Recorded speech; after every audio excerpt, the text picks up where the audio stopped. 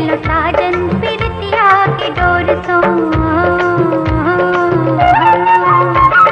जोड़ी अपन लागे जन्मा चकोर सन, जोड़ी अपन लागे जन्मा चकोर सन, बन गेलो सजनी प्रीतिया के डोर सो।